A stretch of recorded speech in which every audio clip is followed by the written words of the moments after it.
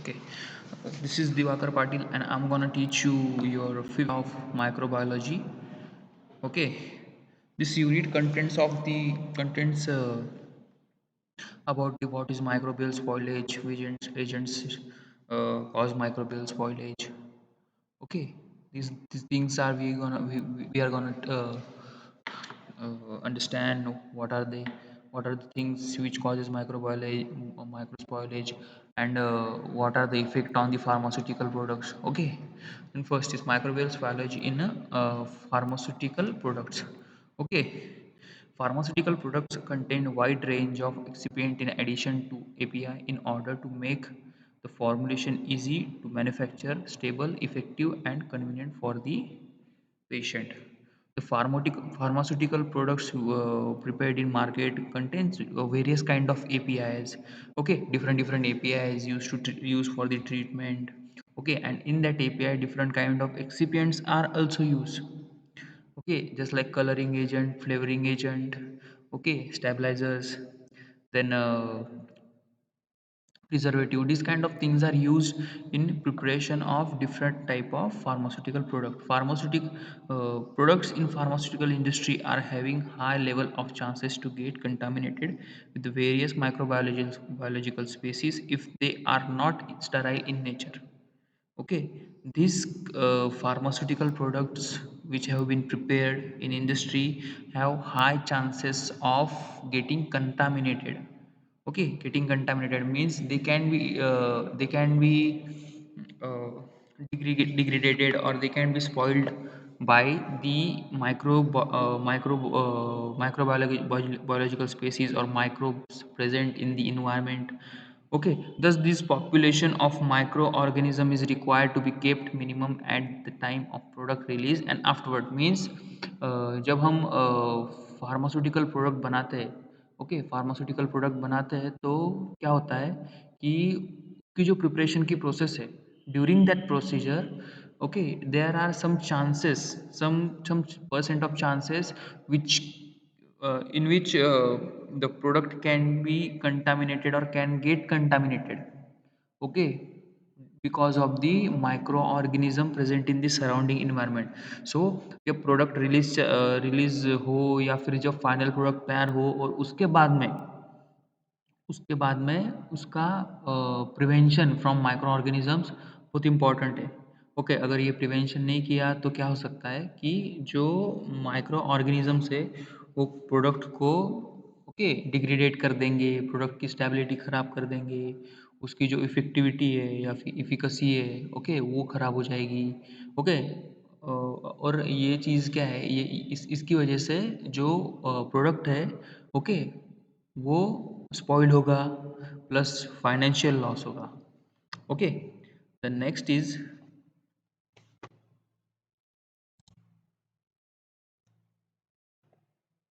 Okay,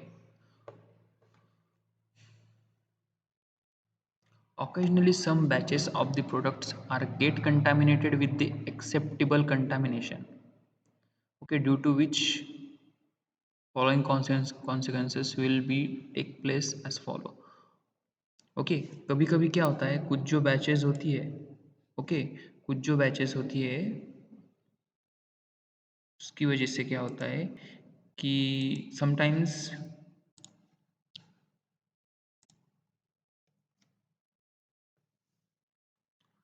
okay, कोई batches जो होती है, ओके, यानी जो फार्मास्यूटिकल प्रोडक्ट की बैचेस होती है, सपोज टैबलेट की बैच ले ली, सिरप्स की बैच ले ली, कैप्सूल की बैच ले ली, ये सब जो प्रोडक्ट्स होते हैं उनकी बैचेस में कंटामिनेशन आने के चांसेस होते हैं।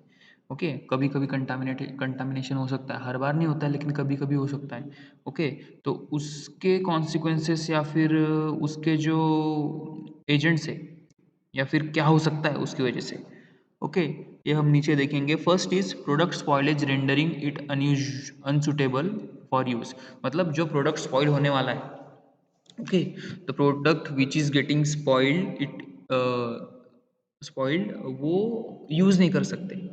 ओके, सपोज अगर किसी ने जो स्पॉइल हुआ प्रोडक्ट है या फिर कोई सपोज एक सिरप है, उसमें माइक्रोबियल अटैक हुआ है, ओके, माइक्रोब से कंटामिनेट हुआ है वो प्रोडक्ट। ओके, और वो अगर किसी ने कंज्यूम कर लिया, तो ओके उसका एडवर्स इफेक्ट उस पर्सन की बॉडी पे हो सकता है।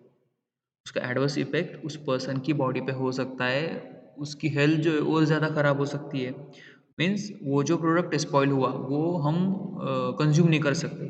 सेकंड है जो फार्मास्यूटिकल प्रोडक्ट है जिसका स्पॉइलेज हुआ है, ओके, तो उसकी वजह से क्या हो सकता है, फाइनेंशियल प्रॉब्लम आ सकता है, फाइनेंशियल लॉस हो सकता है। ओके सपोज़ मेरी खुद की कंपनी है, मैंने एक बैच निकाली 1 लाख टैबलेट्स की, और उसमें वो टैबलेट्स को बनाने के लिए मुझे कुछ सपोज़ सपोज़ जस्ट सपोज़ कि 80,000 लग रहे हैं। ओके अगर वो बैच स्पॉइल हो गई तो क्या होगा? ओके वो बैच स्पॉइल हुई तो वो जो 80,000 लगा है वो पूरा वेस्ट हो जाएगा। ओके मतलब फाइनेंशियल लॉस होगा, फाइनेंशियल प्रॉब्लम आएगा। ओके डायरेक्ट लॉस होगा पूरे प्रोडक्ट का, यानी जो प्रोडक्ट है वो पूरा वेस्ट जाएगा।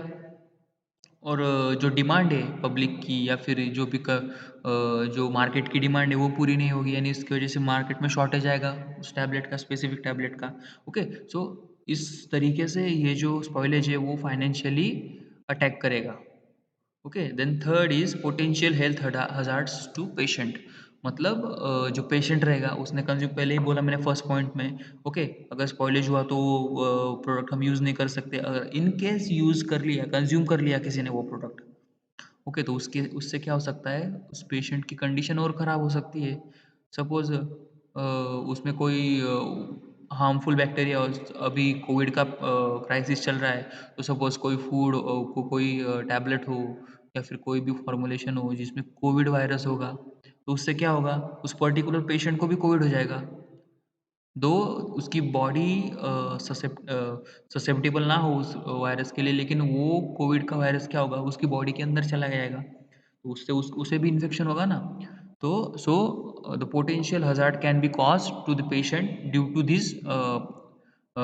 To the consumption of this spoiled product और spoiled pharmaceutical product. Okay. Next, thus microbial spoilage is defined as a spoilage in a which pharmaceutical products are rendered for the degradation. मतलब microbial spoilage क्या है? Okay इसमें क्या होता है, जो pharmaceutical product है उनका डिग्रेडेशन होता है, उसकी सेफ्टी कम होती है, उसकी इफिकेसी कम होती है। ओके और समटाइम्स क्या होता है, कभी कभी क्या होता है, वो पेशेंट को भी हजार्डस हो सकता है, हार्मफुल हो सकता है।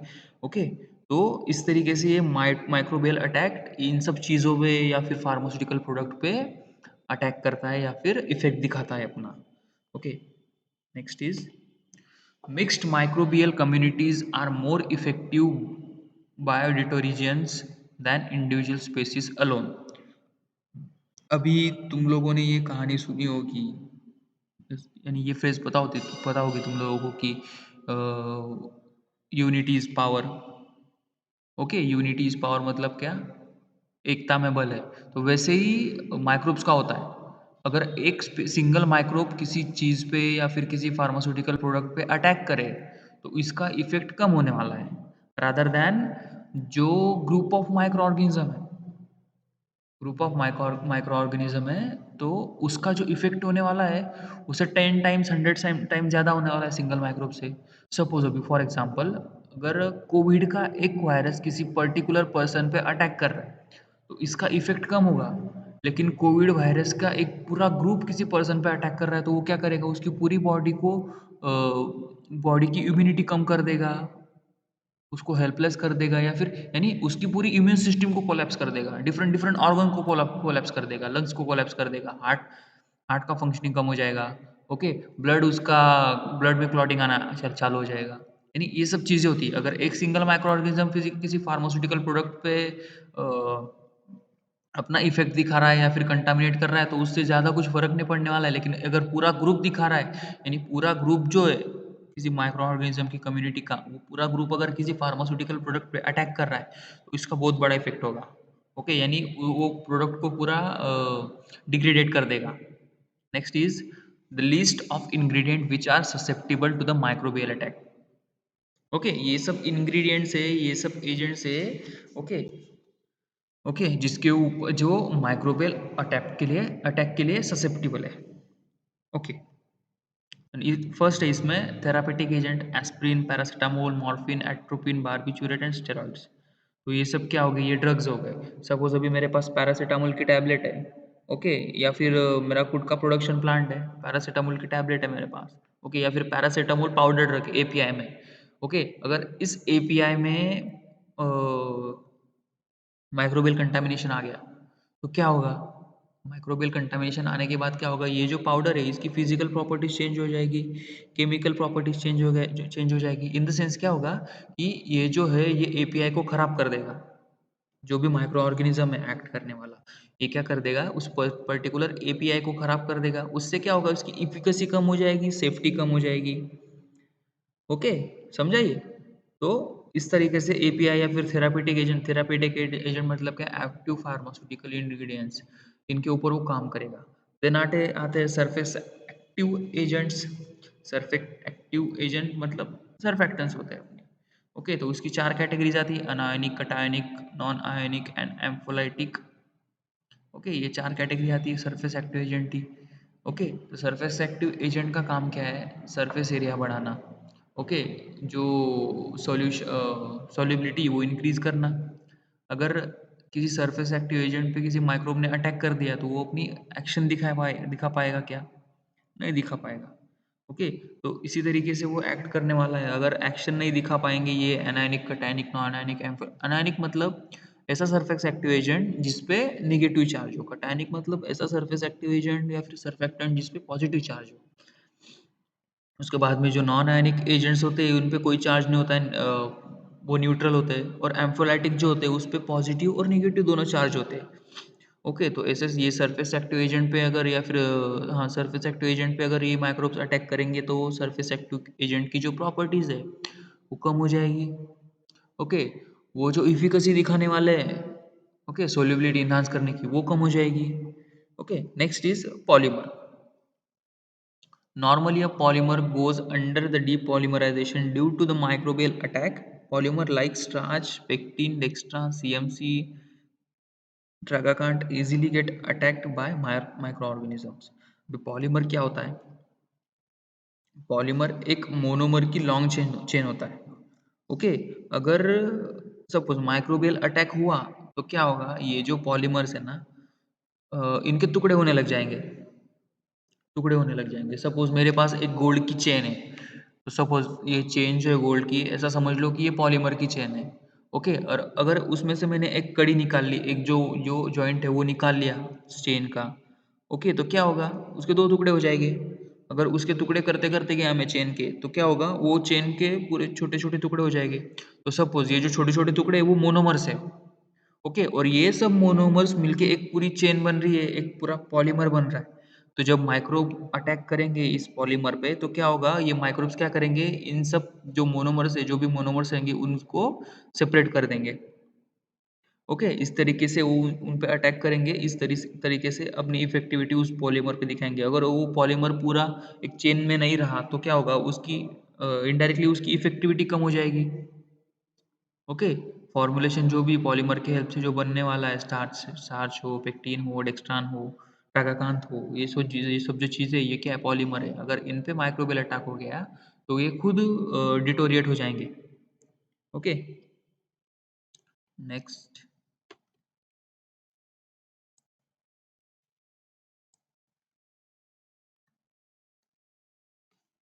Next is humectant. अभी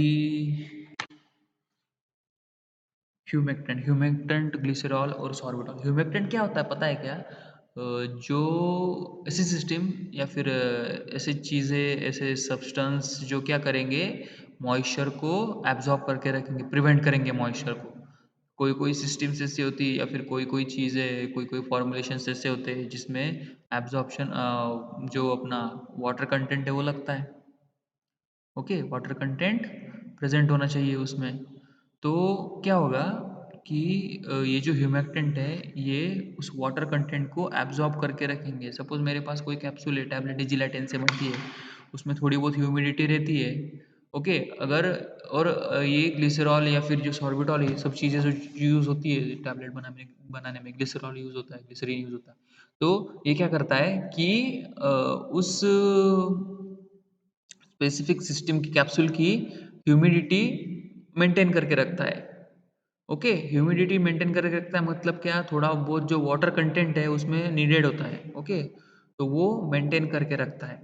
ओके, अगर इस ग्लिसरॉल पे या फिर जो भी ह्यूमेक्टेंट यूज होंगे किसी स्पेसिफिक फॉर्मुलेशन बनाने के लिए, उस पे अगर माइक्रो ऑर्गेनिज्म अटैक करेंगे तो क्या होगा।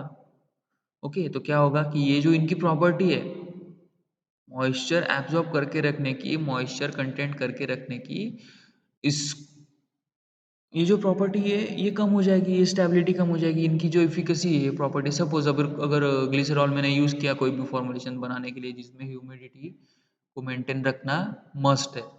ओके, सपोज अगर ग्लिसरॉल 70% ह्यूमिडिटी या फिर मॉइस्चर कंटेंट है वो कंटेन करके रख रहा है। ओके, और इस ग्लिसरॉल पे माइक्रोबियल अटैक हो गया तो क्या होगा, तो क्या होगा कि ये जो प्रॉपर्टी इसकी 70% मॉइस्चर एब्जॉर्ब करके रखने की, सिस्टम सिस्टम को ह्यूमिडिफाई रखने की। ओके, तो ये प्रॉपर्टी कम हो जाएगी। फॉर एग्जांपल अगर 70% प्रॉपर्टी इसकी, 70% ये मॉइस्चर एब्जॉर्ब करके रखेगा तो इसकी प्रॉपर्टी कम होके घट के 20 या 30 पे आ जाएगी। मतलब क्या होगा कि ये जो प्रॉपर्टी है ये इसकी कम हो जाएगी या फिर इस प्रॉपर्टी पे इफेक्ट आएगा किस चीज की वजह से, माइक्रोबियल अटैक की वजह से। Okay, next is fats and oils. Fats and oils usually get attacked when dispersed in aqueous formulations such as oil in water droplets contaminates the bulk phase during the storage. अभी क्या होता है, different different oils होते हैं, fats होते हैं, ये use होते हैं। सपोज नैनो पार्टिकल्स बनाने में फैट्स यूज़, लिपोसोम्स वगैरह यूज़ होते हैं। ओके, लिपोसोम्स बना लिपिड्स यूज़ होते हैं, लिपोसोम्स बनाने में लिपिड्स यूज़ होते हैं। ओके, तो ये सब चीज़ें ऑयल्स यूज़ होते हैं। ओके, जो सस्पेंशन इमल्शंस होते हैं उसमें ऑयल्स, इमल्शंस में ऑयल्स यूज़ होते हैं। तो क्या होता है, ये ड्रॉपलेट्स बनाने के लिए काम आते हैं। डिस्पर्स होते हैं ना, वो एक ऑयल और वाटर फेज में डिस्पर्स होते हैं, ड्रॉपलेट तैयार करने के लिए काम होता है। तो ये अगर ऑयल्स और फैट्स जो है ये क्या करेंगे, फॉर्मुलेशन को स्टेबल रखने का काम करेंगे या फिर खुद स्टेबल रहेंगे फॉर्मुलेशन में। अगर इन केस इन ऑयल और फैट को फैट का कंटामिनेशन हो गया तो वो क्या करेगा, ये सिस्टम को ब्रेक कर देगा। अगर सपोज किसी ऑयल की हेल्प से मैं कोई इमल्शन तैयार कर रहा हूँ तो क्या होगा कि ये जो सिस्टम है या फिर ये जो फॉर्मुलेशन होगा इसके अगर माइक्रोबियल का माइक्रोब्स का कंटामिनेशन हुआ या फिर माइक्रोब का अटैक हुआ तो क्या होगा कि ये जो फॉर्मुलेशन है, ओके, ये जो फॉर्मुलेशन है या फिर क्या बोलते हैं, ये जो फॉर्मुलेशन है या फिर ये जो सिस्टम है वो ब्रेक हो जाएगी, वहाँ पे माइक्रोब्स की ग्रोथ बढ़ने लगेगी, इनडायरेक्टली सिस्टम की इफिकेसी कम हो जाएगी, फॉर्मुलेशन की स्टेबिलिटी कम हो जाएगी, फॉर्मुलेशन डिग्रेडेड होने लगेगा। ओके, तो इस तरीके से ये जो माइक्रो ऑर्गेनिजम्स है इन सब चीज़ों पे एक्ट करेंगे। पहला थेरापेटिक एजेंट जो ड्रग्स होते हैं अपने उन पे एक्ट करेंगे, फिर बाद में जो एक्सिपेंट्स यूज होते हैं, सरफेक्टेंट हो गया, पॉलीमर हो गया, इमेक्टेंट हो गया, फैट्स एंड ऑयल्स हो गया, ये सब क्या है, एक्सिपिएंट है rather than API. Okay, non active API. तो इस पे एक्ट करेंगे। अगर इस पे अटैक किया उन लोगों ने, माइक्रो ऑर्गेनिजम्स ने, ग्रुप ऑफ माइक्रो ऑर्गेनिज्म ने या फिर सिंगल माइक्रो ऑर्गेनिज्म हो, तो वो क्या करेगा, इन सब की जो प्रॉपर्टीज है, नॉर्मल प्रॉपर्टीज है जो 100% इफिकेसी दिखाएंगे, 100% स्टेबिलिटी दिखाएंगे, 100% अपना देंगे किसी भी फॉर्मुलेशन के लिए, फॉर्मुलेशन बनाने में, तो वो क्या होगा, कम हो जाएगा। स्टेबिलिटी कम हो जाएगी, फॉर्मुलेशन डिग्रेडेड हो जाएगा, उसकी एफिकेसी कम हो जाएगी, जो भी इसकी थेरापेटिक एक्शन होगी वो कम हो जाएगी। तो इस तरीके से ये जो फॉर्मुलेशन है वो इस चीज़ पे काम करेगा। सॉरी, ये जो माइक्रो ऑर्गेनिजम्स है वो फॉर्मुलेशन पे अटैक करेंगे। ओके, इन द सेंस इससे क्या होगा, फिर फाइनेंशियल लॉस होगा। माइक्रो ऑर्गेनिज्म अगर किसी भी फॉर्मुलेशन पे अटैक करेंगे तो इससे क्या होगा, इससे फाइनेंशियल लॉस होगा। ओके, मार्केट में कमी आएगी। अगर सपोज किसी कोई बैच है इंपॉर्टेंट है, सपोज अगर पैरासीटामोल है, पैरासीटामोल जनरली लगने वाला टैबलेट है। ओके, अगर इस बैच में अगर किसी कोई मेन प्लांट है जो पैरासिटामोल बना रहा है और इस बैच पे या फिर इस टैबलेट पे या फिर एक स्पेसिफिक स्पेसिफिक उस प्लांट के जो मैन्युफैक्चरिंग एरिया है वहाँ पे माइक्रोब्स का अटैक हो गया या फिर माइक्रोब ने उस स्पेसिफिक प्लांट उस स्पेसिफिक टैबलेट के बैच पे अटैक किया तो क्या होगा? कमी आएगी ना, शॉर्टेज होगा ना उस टैबलेट का मार्केट में। तो इस तरीके से फाइनेंशियली मार्केट पे या फिर अगर किसी पेशेंट ने वो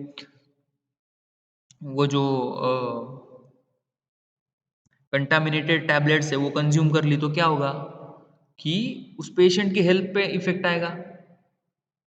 ओके, तो इस तरीके से ये जो माइक्रो ऑर्गेनिजम्स है ये स्पेसिफिक सिस्टम पे अटैक करने वाले हैं। ओके, समझा इतना?